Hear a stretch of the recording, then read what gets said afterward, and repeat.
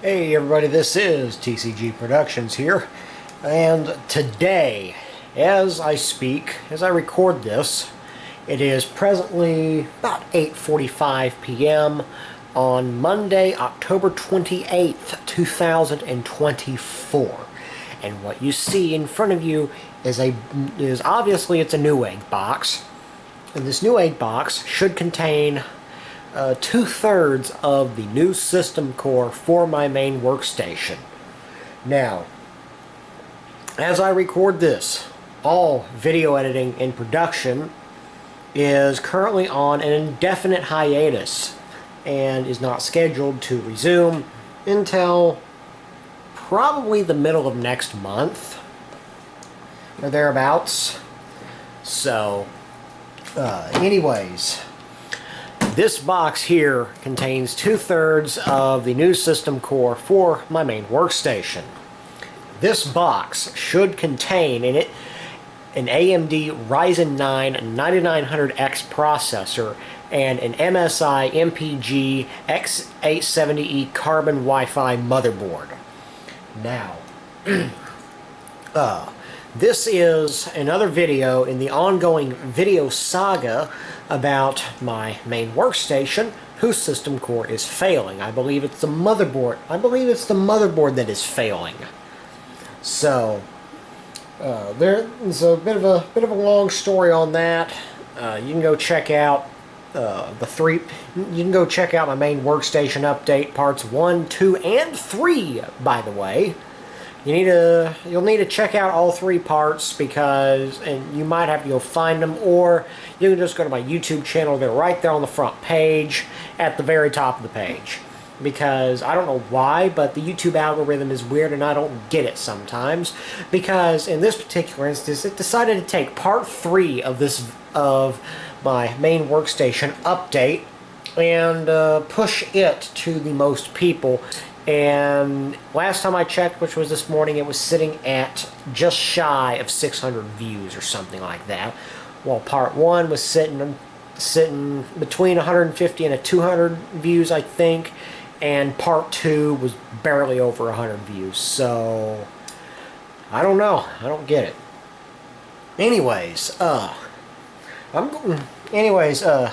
this evening I am going to unbox the motherboard and the CPU, and we'll have a good look over everything. I will be installing the CPU onto the motherboard, and this is a Noctua AM4 thermal paste guard. I'm not going to put this on the processor just yet. I'm only going to do that once I am about to mount the heatsink up. And speaking of heatsink mounting and whatnot, we have this. Basically, it's an AM4 or AM5 mounting kit for my Noctua NH-D14 heatsink. Now, the actual model number is a mouthful and a half. This is the Noctua NM-AM5/4-MP83 mounting kit. I know, really easy to remember. Just like model numbers for Sony headphones. But basically, it's 83mm spacing. Basically, it's an AM4 or 5 mounting kit with 83mm spacing between the posts that the heatsink attaches to. So, anyways, there's about $1,000 or so of hardware sitting in this box. So, now I would have ordered this from Amazon, but Amazon said that the motherboard would not be here until November 1st. And I did not feel like waiting until November 1st for a motherboard. And so I created an account on Newegg and ordered it from there instead. So, I can already tell you the packaging is a whole lot better I can already tell you the packaging is a whole lot better than anything Amazon would do. The box is about twice as thick as something Amazon would do. And they have actually used this wonderful stuff called bubble wrap. So what Amazon would probably have done is just thrown the thing in a box, thrown in this little tiny piece of bubble wrap and shipped it. And I guarantee you at least one of those pieces of bubble wrap would have been popped. But this is definitely a lot better. So, a couple nice pieces of bubble wrap to fill out the box. And I can see we have a motherboard and a processor. So, what this is over here is a very sizable warning on the box, basically saying don't eat the CMOS battery and keep it away from small children. So, this right here, I'm going to look at this off camera.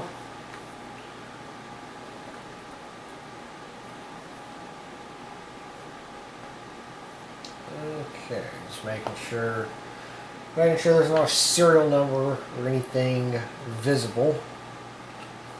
So basically this here is the processor, an AMD Ryzen 9 9900X. This is going to be the heart and soul of the new main workstation, of the main workstation's new system core.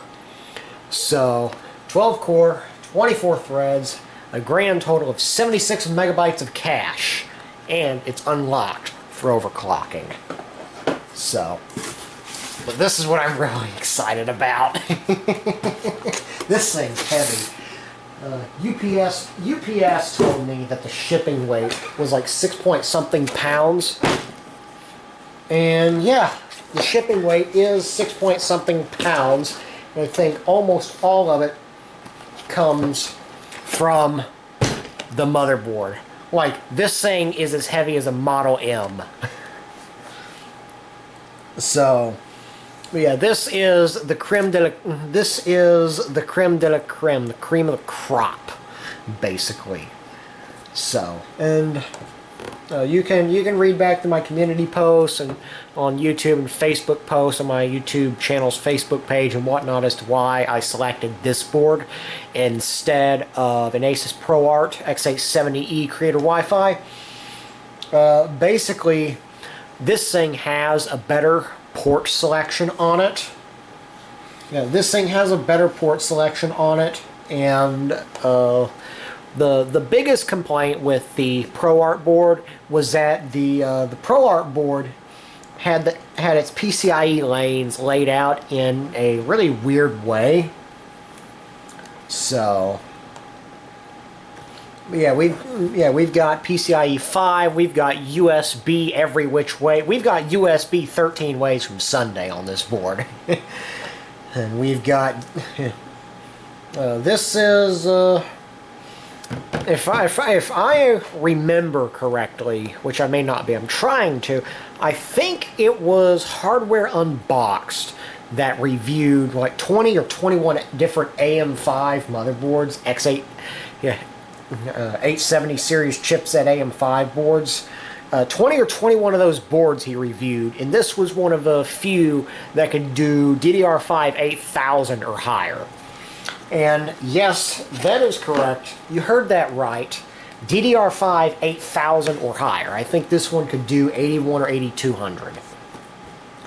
So, yeah, I'm going to pair this up with 48, well, for now, 48 gigabytes of DDR5 8000 using a pair of 24 gig modules. And basically, yeah, PCIe 5.0 ready, graphics and NVMe only. So, but basically, I'm going to start out with 48 gigs of DDR5 8000. And I'm still not 100% sure whether I want to actually clock the memory at DDR5 8000, since I know with Zen 4 5, AMD I believe, decoupled the infinity fabric from the memory controller on the CPU. And so instead of a 1-to-1-to-1 ratio being the optimal ratio, it's now just 1-to-1. The leftmost one got dropped. The leftmost one got dropped because that leftmost one, I believe, signifies the represents the infinity fabric. But now that the infinity fabric is decoupled from the memory controller, all we have is a memory controller to memory speed ratio, which for best performance should be set. Your best performance, your memory speed should be set such that your memory controller is operating in a 1-to-1 ratio with your actual memory speed. So, yeah, this thing is heavy. This is the heaviest motherboard I have. This is by far and away the heaviest motherboard I have ever laid hands on. This thing is obtuse. So, of course, part of that a small part of that is this box, which I presume contains all the accessories and everything. And so we're gonna have a look at the accessories real quick here. And another reason why I selected this motherboard over the Asus ProArt board is because this thing comes with a gob, squeak, of accessories. So, open it up. Okay, this appears to contain the Wi-Fi antenna, which is much like the Wi-Fi antenna that I have with my existing MSI Wi-Fi 7 wireless card, except it uses, I think, SMA connectors on the end here, which are press fit. I don't know how those are going to hold up over 7 or 8 years, but I'll give it a shot. So, close this back up. Set this off to the side. Now we'll pull the motherboard back into the picture here. And let's see, how am I supposed to get this thing out of the box? I presume I'll just lift. Yep, okay, there's our accessories. So we've got we've got a sticker booklet. That's neat. I'm not sure if some of these are supposed to be for cable management or guiding or routing or whatnot, or what it is. I guess you could put one of these on your CMOS battery.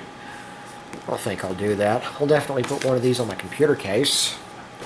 We've got a very colorful pamphlet here on probably high gloss photo paper.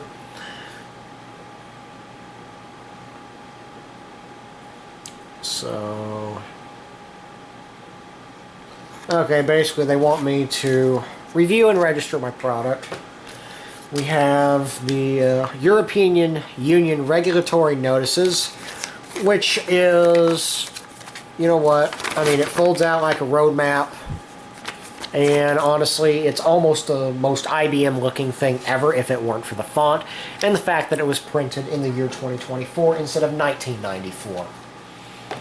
We have, okay, this is the tool here that you use to install and remove the NVMe quick release tabs.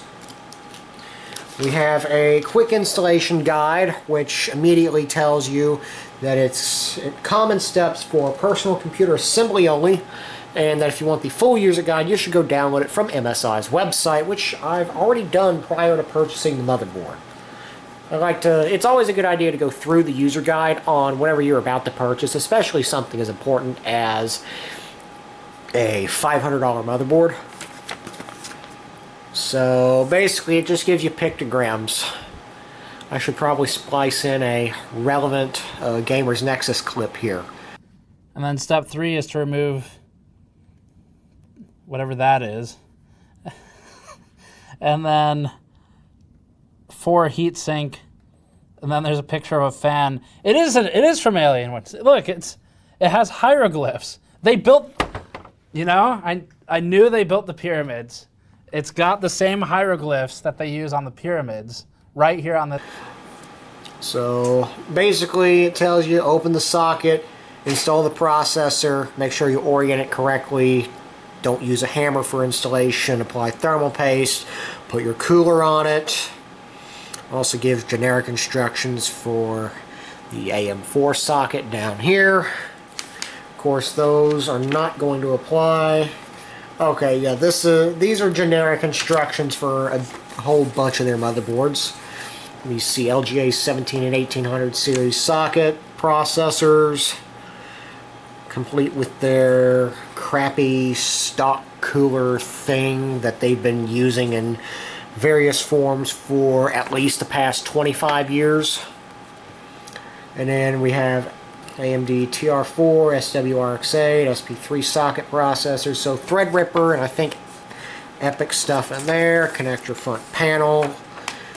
Install your graphics card, how to install your NVMe and SATA drives, yada yada yada. Okay. And we have a free, we've got a USB drive in the packaging here. I figured it was a USB drive because it was in an anti-static wrapper here. And then we've got cables out the wazoo. We've got this adapter cable here that breaks out to, I think, a pair of RGB headers and a fan header. We've got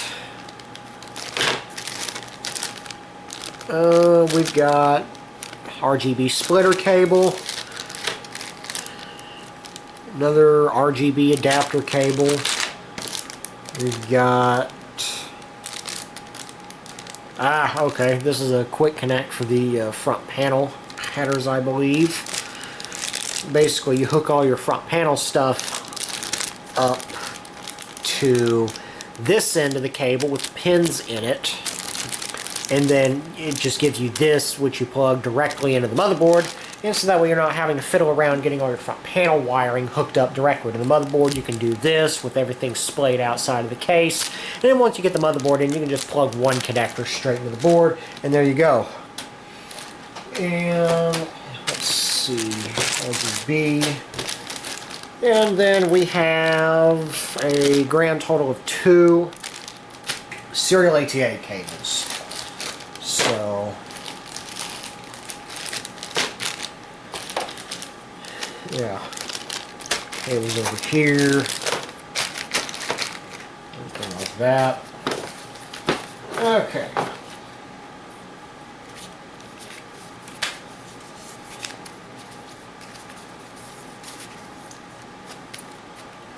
Everything back in here. And oh, what's this? This is one of the NVMe slot quick release things.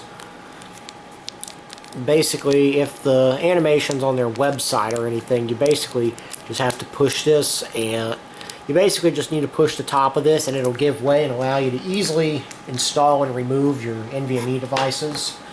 So, all that out of the way, let's get this very incredibly heavy motherboard opened up. So I don't want to break the motherboard. That would be bad. So we've got, it's been 8 years since I've opened up a brand new motherboard. In fact, it's been over 8 years, in fact. Last time I did this was 2016. Yep. It smells like either a new PCB or nitrogen. And wow, this thing is heavy, holy cow.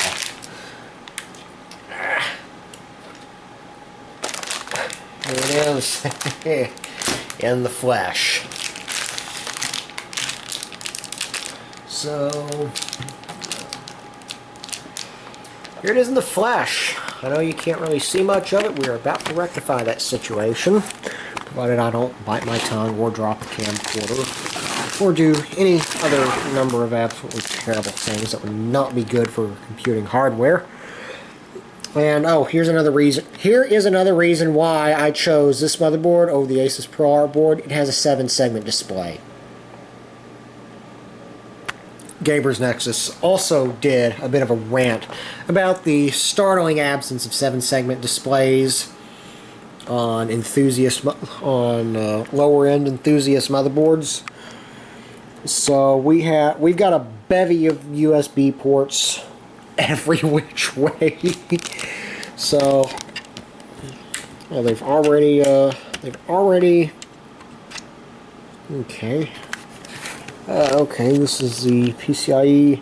Oh, I forgot about this. This is basically an easy release latch for the topmost PCIe slot. So basically that's in the latch state, and that is a little lock icon. Now if I unlock it, it unlatches it, so that way I can remove whatever's up there. So I've got 3 expansion slots to play with here. This one is obviously going to have the GPU in it. I'm not sure what I'm going to put in this one, and I think this one is where my SCSI controller is going to go. So we've got a front panel audio. We only get one of those. I don't think I've ever seen a motherboard with 2 front panel audio connectors. And we've got our first RGB connector of many. There's our second RGB connector. And so this is 12 volt RGB, this is 5 volt addressable RGB, power LED 1, no, J power LED. What this is for a retailer or a dealer to plug in here, and I think you feed 5 volts into this and it will power up the RGB lighting on the motherboard. And we've got a temperature sensor here, so you can connect an external temperature sensor, I think a K-type thermocouple or something like that, to here. And you can get it in your software readings on your operating system and the BIOS and whatnot. We can run a veritable fan farm off of this thing. This is SysFan 5, so we've got at least 5 system fan connectors here. So 5, 4, we've got a PCIe 8-pin connector here for accessory power. I would definitely recommend connecting this. This actually reminds me of older, very high-end motherboards that actually have a supplemental Molex connector, sometimes 2 on them for extra 5 and 12 volt power. There's our third SysFan connector. We've got 4 USB 2.0 ports accessible via headers here. And we've got another 5 volt addressable RGB connector. We have power and reset buttons, so that way you can power the board up and reset it as if you were hitting the reset button on your case without actually having to hook up your front panel stuff. We've got a switch here that controls the RGB lights on the motherboard itself. For a moment I thought that header was bent, but no, this 2-pin header appears to have been soldered in crooked. Huh, okay. I guess they haven't quite got the wave soldering figured out yet. Basically what this switch does here is it allows you to turn the RGB lighting on and off on the motherboard. So if you don't like the lights, just flip that switch to off and there they go. And there's a lot of stuff on the bottom of this motherboard. So all of the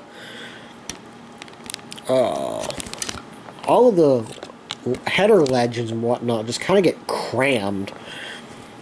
So we've got power 1. Okay, that's the power 1 is a power button. LED switch 1, JOCFS1. What? I think that's this one. I have no idea what that stands for. JBAT1, which is this one. I'm not sure what you do with those. And in JFP1, that's your front panel header. So there's that. And then we've got Coming up the side here, we have, again, another veritable port farm. We've got two USB 3. Well, it used to be called USB 3.0, and now it's called 3.1 Gen 1 or 3.2 Gen 1 or some jacked up name like that. We'll just call it USB 3.0 for all intents and purposes.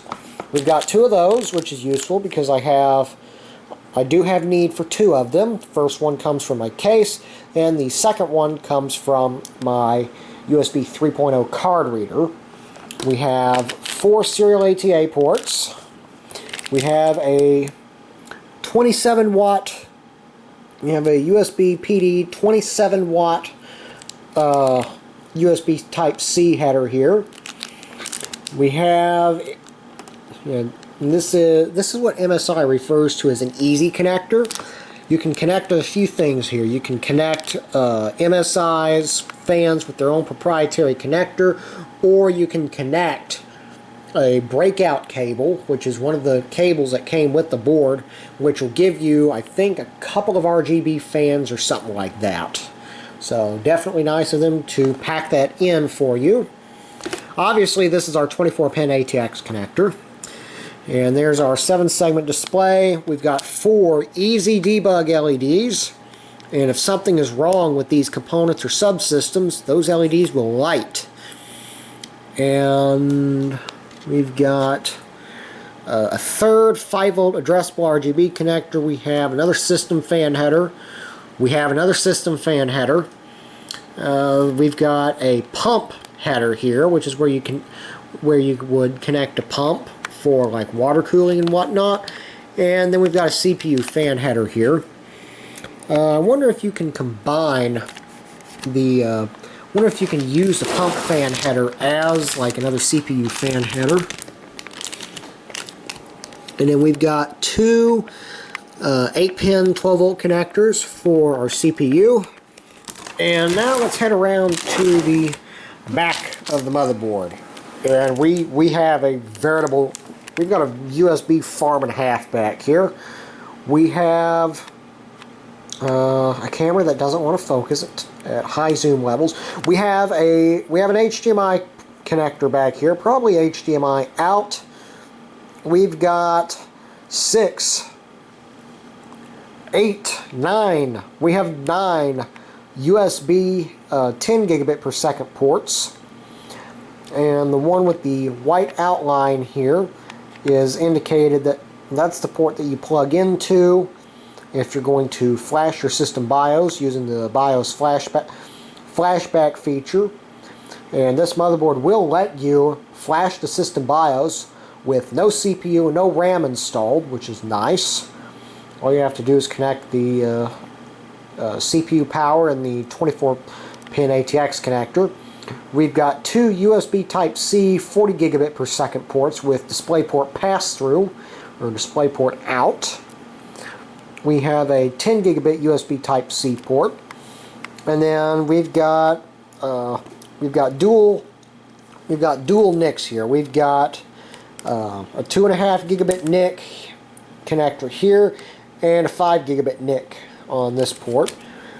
So, and then of course we've got 3 of the 10 actually USB 10 gigabit ports on the back. 10. No, wait, what? 2, 4, 6, 8.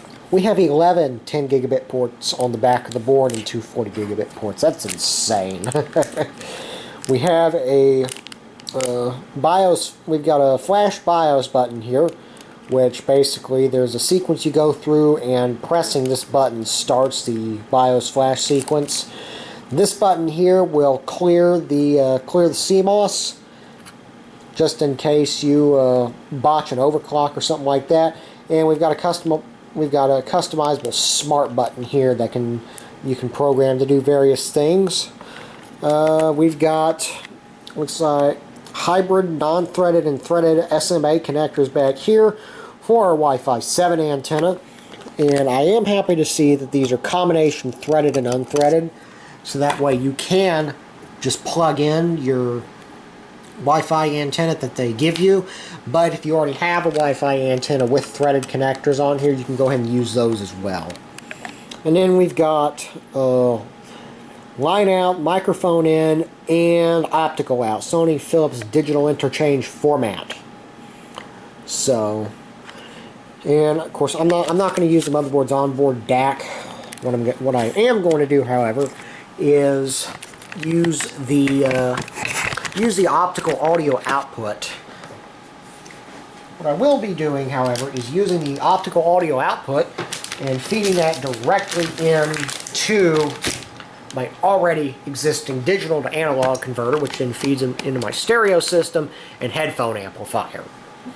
So we've got quick release NVMe slot covers every which way, and the way it works, I believe, is you push in, and you can just lift it up and out. They give you this very big piece of metal, which is supposed to act as a heat sink, and they give you thermal pads as well, so that's nice. I don't know how much use I'll be getting out of them, in all actuality. And let's see, there's a couple of nubs up front here that these latch into, so that's good. And let's see, we've got 2. Okay.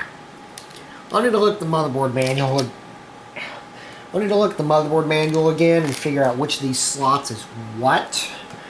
I think they give you one or two PCIe 5 NVMe slots, and then the rest are all PCIe 4.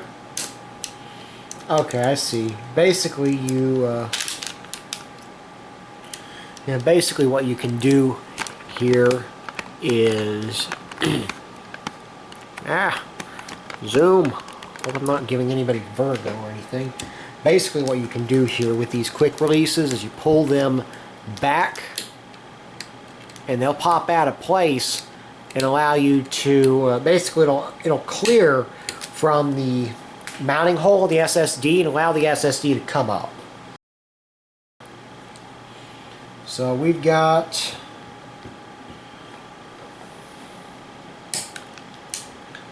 so we've got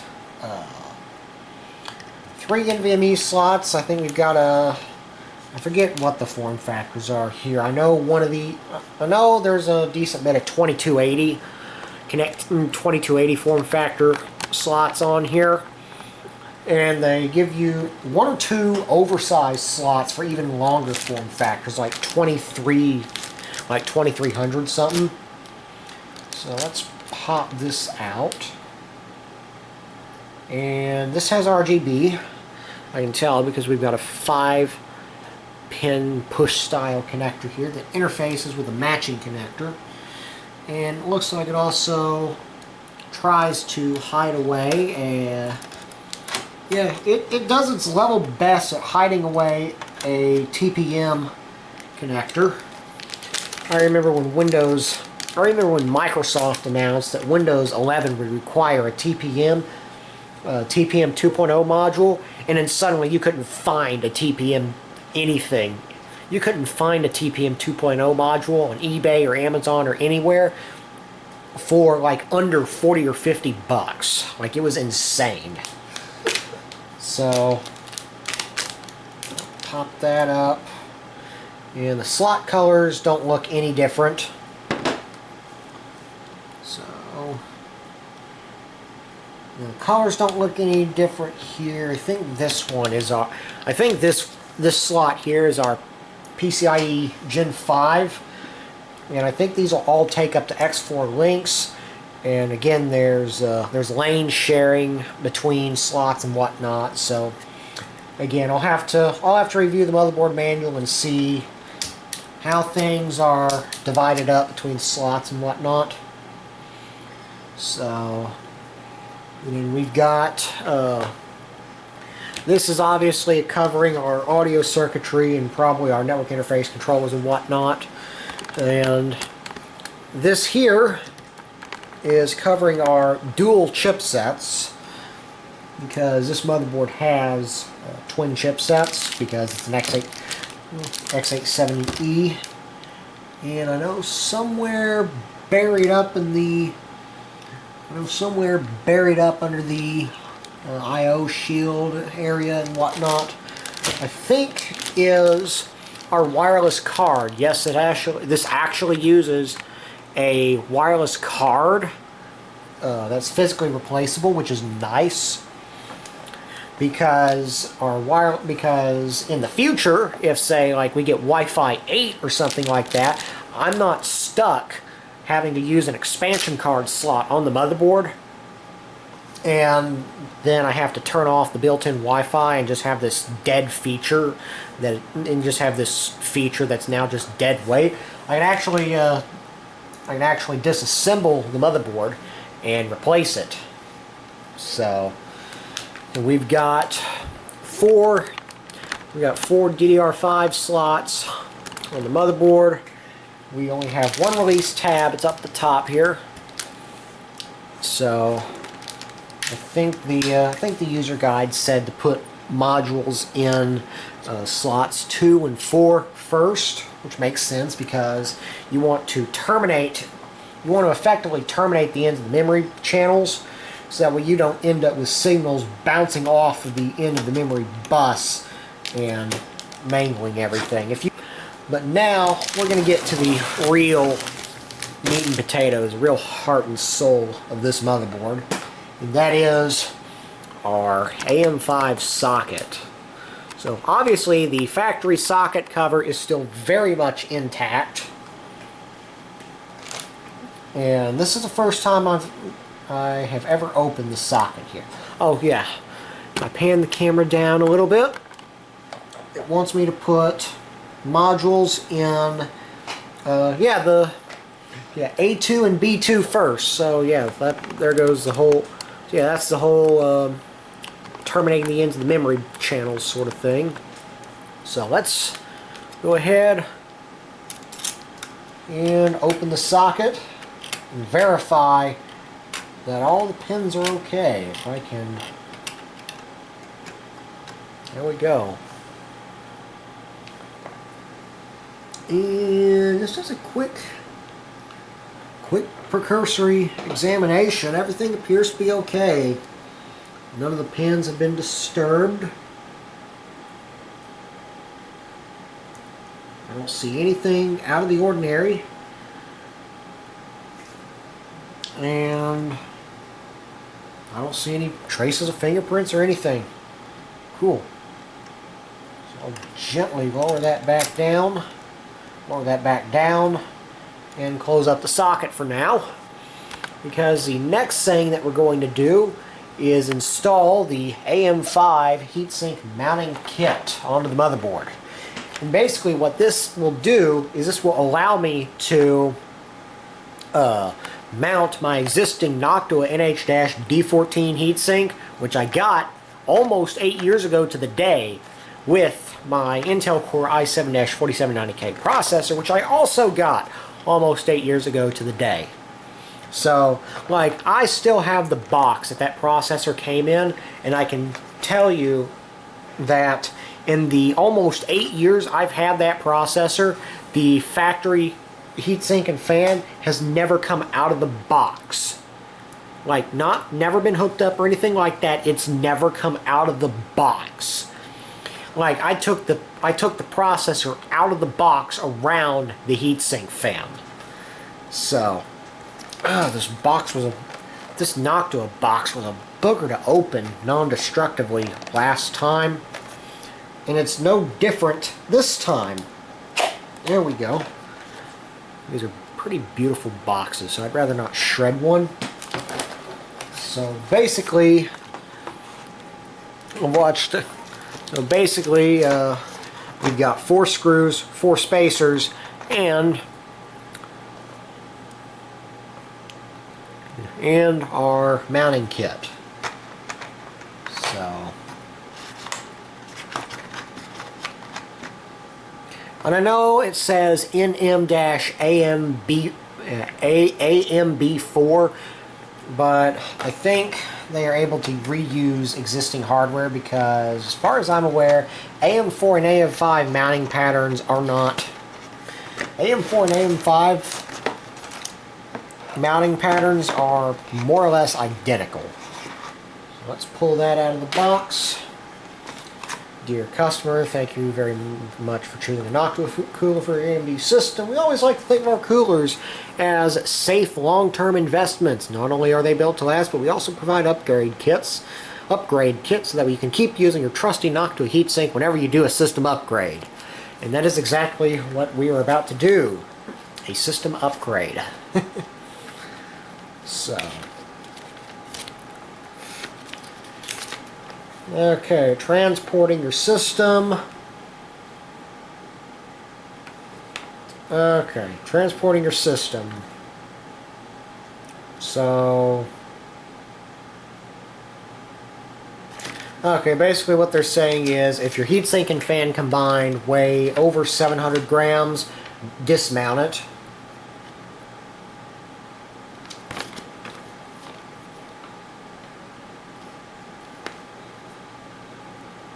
Okay. Basically the stock backplate is pre-installed. Removing the stock retention module.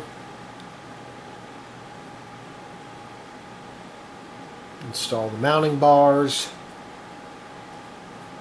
Make sure that the curved sides point inwards. Gently tighten the screws. Do not use excessive force. Apply thermal paste. Install your heatsink. Okay. So basically it goes about like this. Remove the old mounting bars.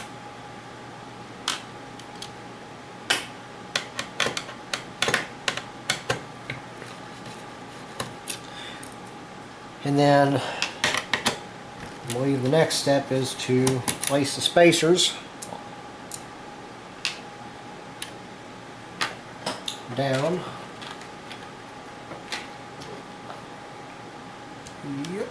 Install the spacers.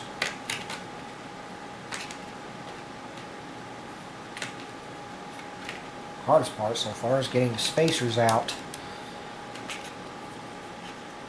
It looks like I might have to rotate my heatsink 90 degrees in order to make this happen. And then make sure the curved sides of the bars point inwards. Okay, and then they provide us with 4 screws in the packaging, which are definitely needed because these are much longer than the stock screws because it has to go through the mounting bars, through the spacers, and into the back plate.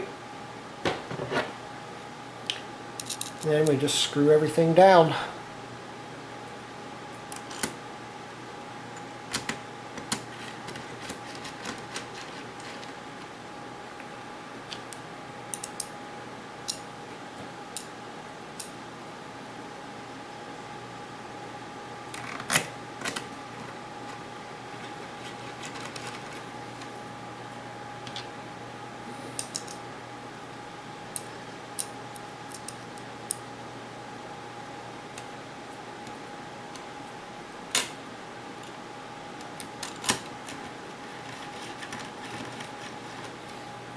I remember on my current motherboard, the motherboard that's currently running in my system, the motherboard that's currently running in my main workstation, I had to change the back plate.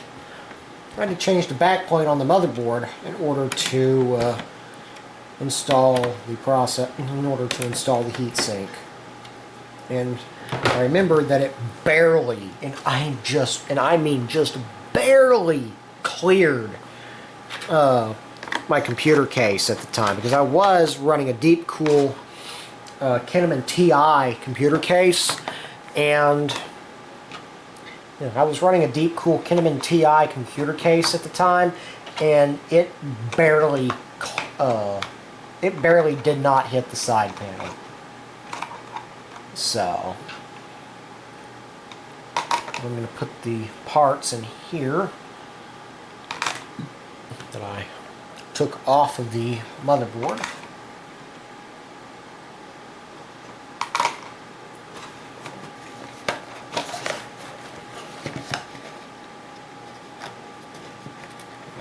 Close this back up, and probably not, and then those probably won't see the light of day for another 8 years or something like that.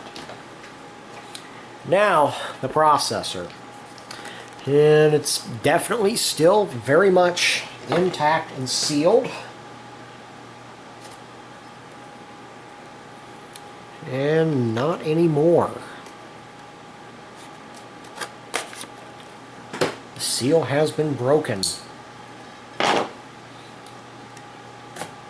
So,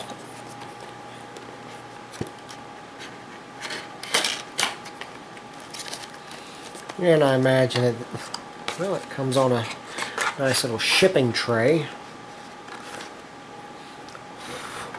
And we get our processor and a nice little flashy sticker to apply to our computer case.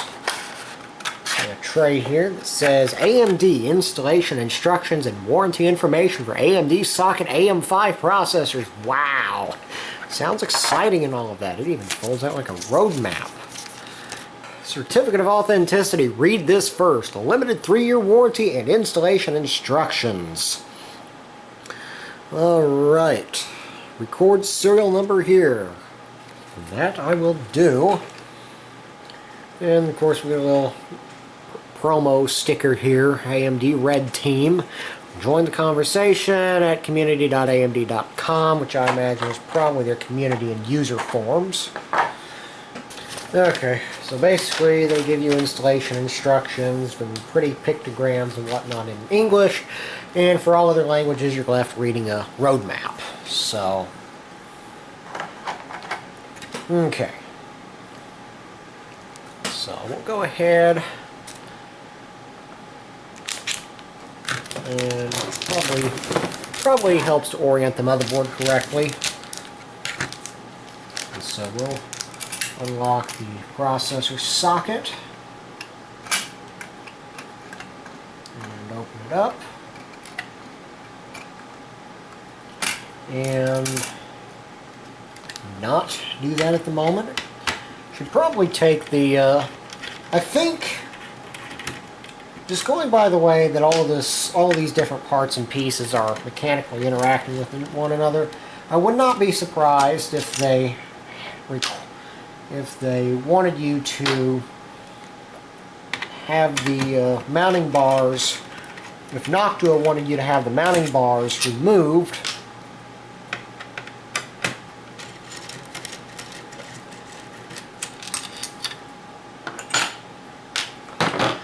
while you're installing the processor, and only install the mounting bars and whatnot after you've finished installing your processor. Okay, that works better. So the socket is open. I'll go ahead, open the processor carrier, and let's see, why are you not coming free of your packaging?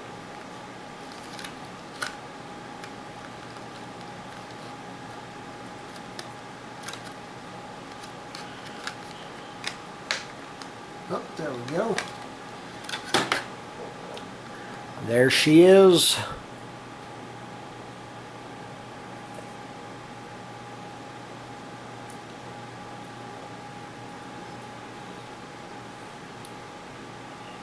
So I'll find a finger grip that suits me the best. Gently place the processor into the socket. Close it up.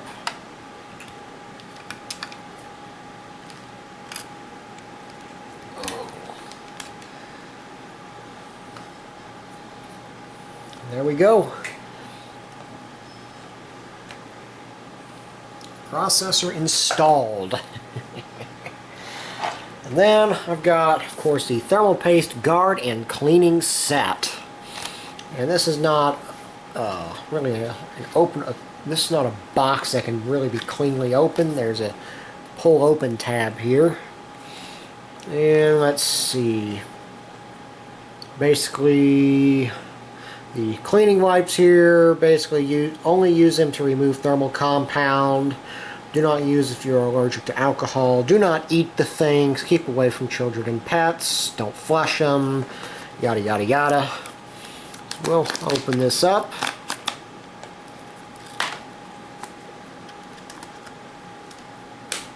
There we go. That opens up.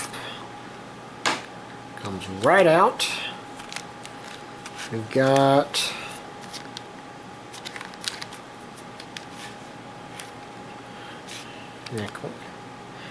yep, we've got a cleaning wipe here. That's neat and everything. And let's see, how do we get this out here?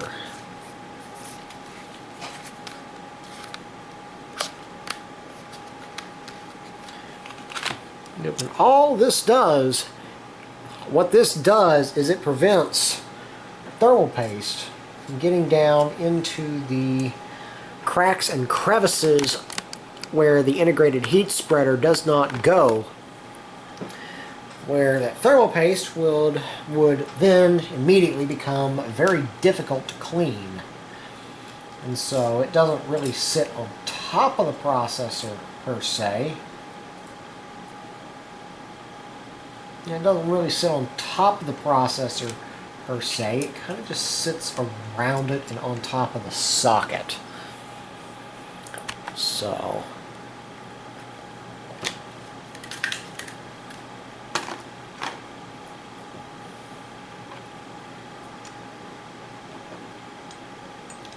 we can go ahead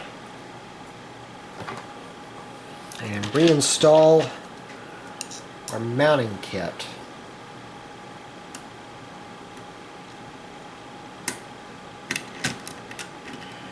And yes, my screwdriver is very magnetized, before you ask.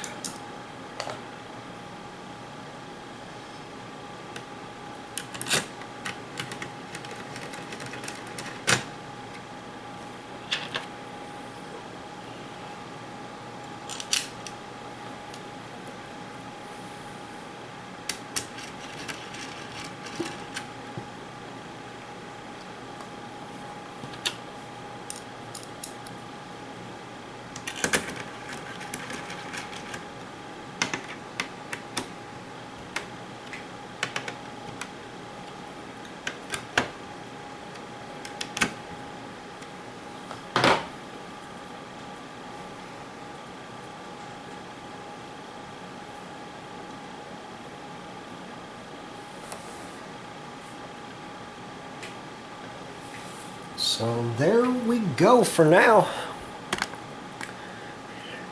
Yeah, there we go for now. Unfortunately, since I don't actually happen to have RAM in yet, this is as far as I can take things for now. So yeah. Let's see, put the socket cover back in the motherboard box. And I'll pretty much put everything back in the box it came out of, other than components that have been installed.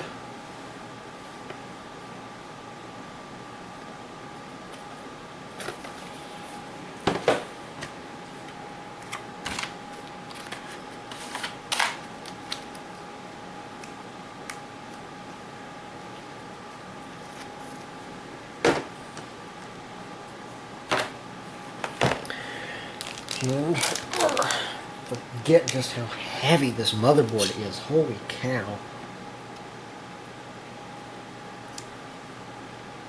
And I think we'll put the motherboard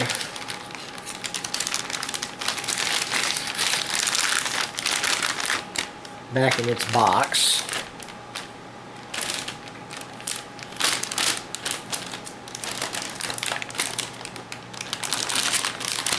know this thing's huge. I mean, it is a full-size ATX motherboard, but yeah, this thing is huge. And that there.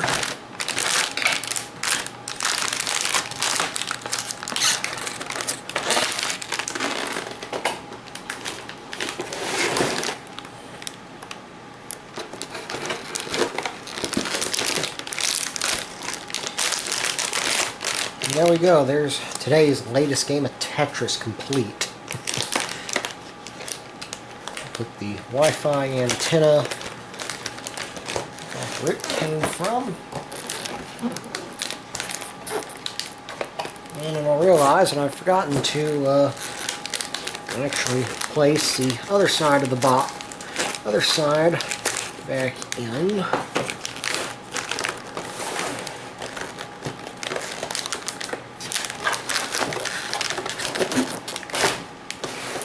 There we go.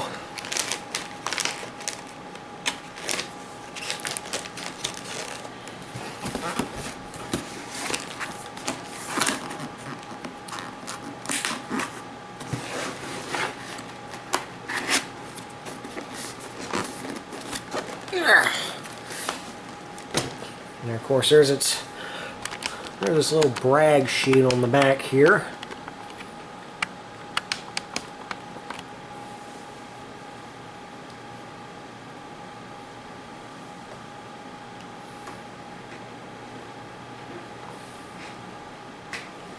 So, but yeah, that is yeah, that's the main workstation's new system core in the making. So, motherboard, CPU, and a couple of accessories. So, anyways. Yeah, so, anyways, this is TCG Productions. Peace out, guys. Peace out. And I will see y'all in the next one. Hopefully, when we get the RAM in and we actually put this thing into my main workstation and make it a real live running system core.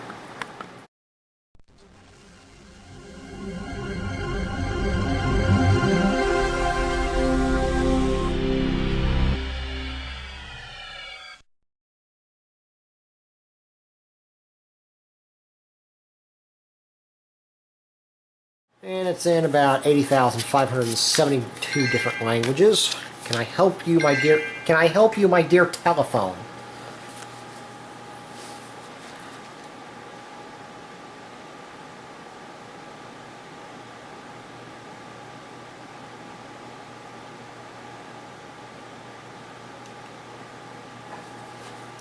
Okay, add that to the blooper reel.